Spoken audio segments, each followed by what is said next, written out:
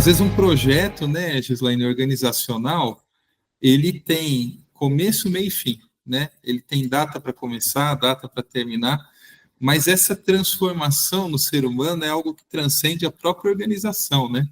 Muitas vezes a pessoa leva aquela transformação para outros momentos da carreira, não? Perfeito. A gente não consegue, né, dissociar o ser humano do ser profissional. A gente, durante muitos anos, tentou, né, colocar no ambiente corporativo a pessoa profissional fora da pessoa dentro dos seus relacionamentos, do seu casamento, da sua casa, enfim. Então, quando a gente fala de transformação e de evolução, a gente está falando com o ser humano. Então, quando o RH entende que a transformação precisa acontecer através do ser humano para poder melhorar uma cultura, ter melhores resultados, estabelecer melhores metas, ser mais estratégico, isso não para, isso é contínuo. O RH encontra assim seu verdadeiro propósito dentro das empresas. Então, por isso que eu resumo toda a minha experiência em ser um agente de transformação, sempre poder estar contribuindo com a evolução do ser humano, com a evolução daquela empresa, descobrindo e alinhando o propósito junto com a missão, tanto da empresa quanto do profissional. Então, você tem toda a razão, é uma evolução e não para, é contínuo, né? Como educação corporativa, a gente fala que é continuidade, não tem uma interrupção. Perfeito.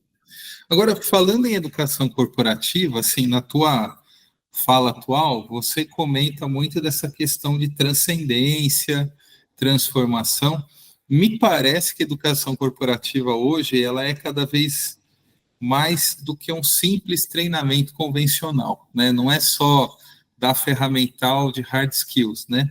Queria que você falasse um pouquinho, para quem está nos ouvindo, quais são, na tua percepção, as principais tendências de educação corporativa e desenvolvimento de pessoas, já que o mundo do trabalho é cada vez mais dinâmico, mais complexo e com novas tecnologias emergentes, né, Gislaine? Quais são as tendências que você está vendo aí para a área de educação corporativa daqui para frente?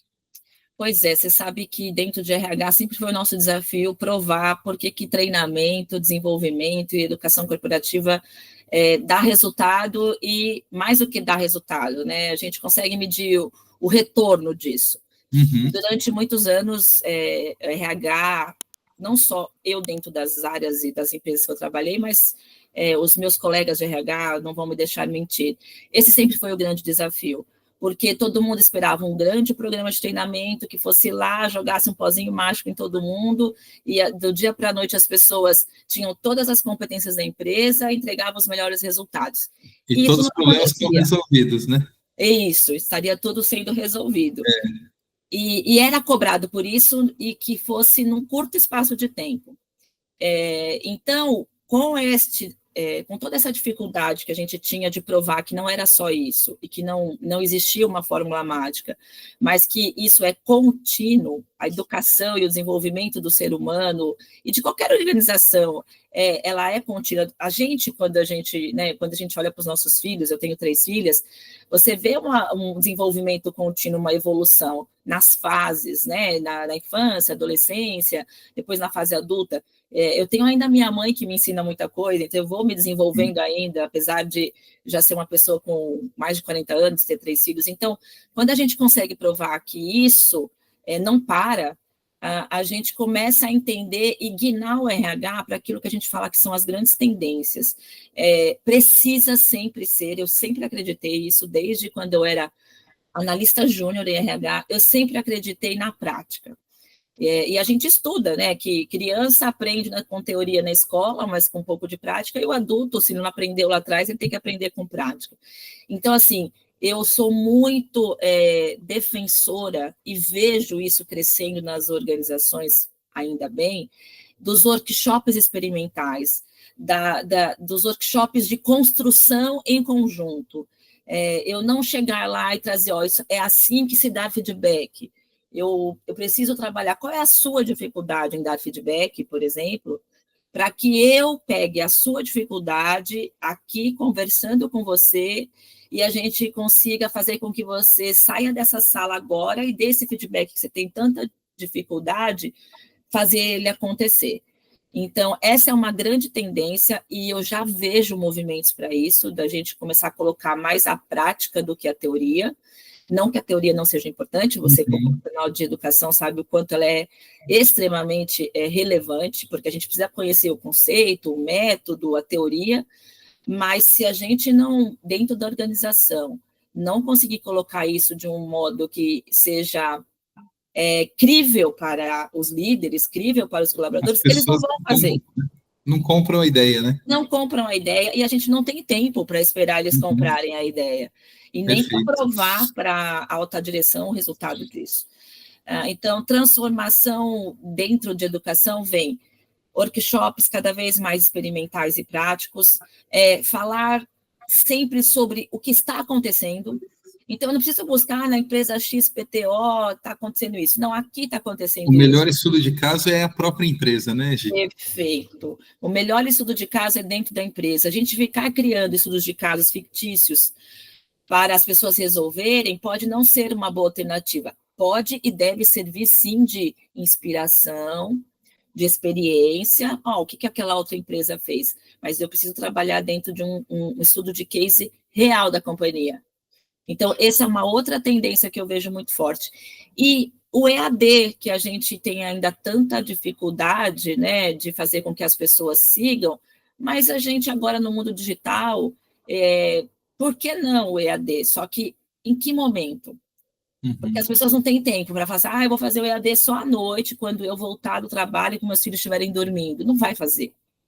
Como é que eu coloco o EAD dentro da rotina do trabalho de todos os colaboradores, para que eles façam naquele momento, não depois, ou não fora do expediente?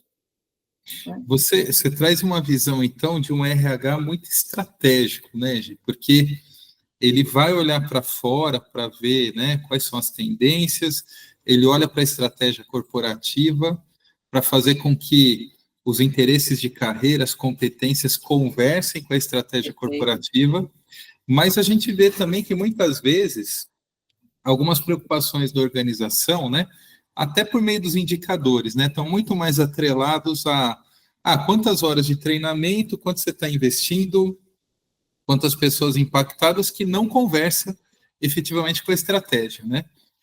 Então, eu queria te perguntar, a partir disso, né, quais são os desafios para o RH realmente, né, a área de gestão de pessoas, gestão de talentos, fazer com que as demais áreas funcionais enxerguem a riqueza que há num treinamento customizado, feito sob medida, alinhado com a estratégia corporativa.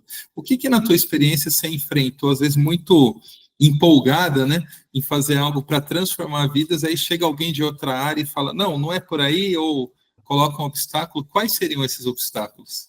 Eu vou te dizer que foi o que eu mais encontrei na minha experiência foram esses obstáculos e esses baldes de águas frias, quando eu estava muito empolgada em trazer algo para transformar.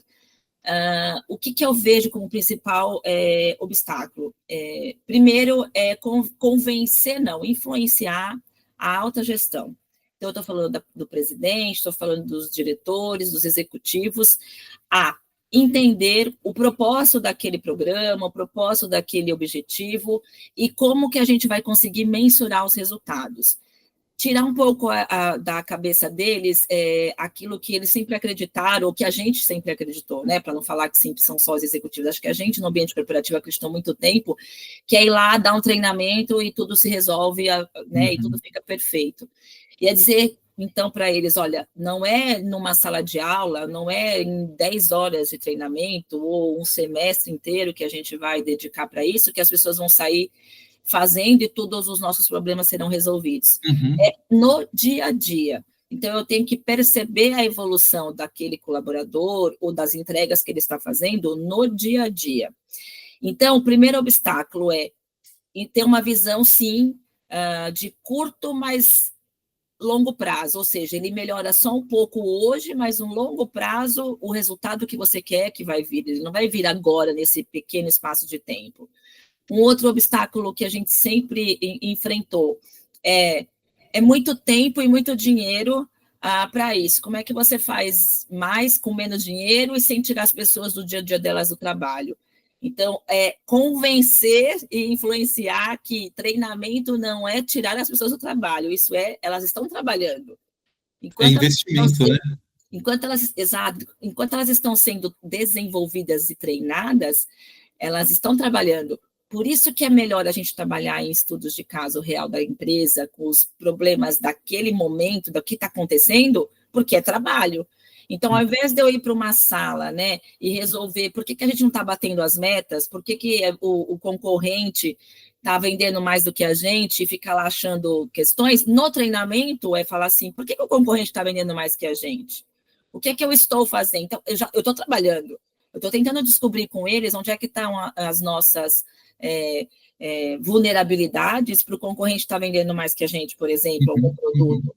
Por que alguém saiu na frente e a gente não tomou a melhor decisão? Empresa X foi muito pioneira, a gente perdeu tempo. Então, por que a gente perdeu tempo? Porque a gente demora para tomar decisão. Por que a gente demora para tomar decisão? Vai na causa raiz, né? Vai na causa raiz, então eu estou trabalhando. Então é muito difícil a gente convencer. Esse é o principal obstáculo na minha visão.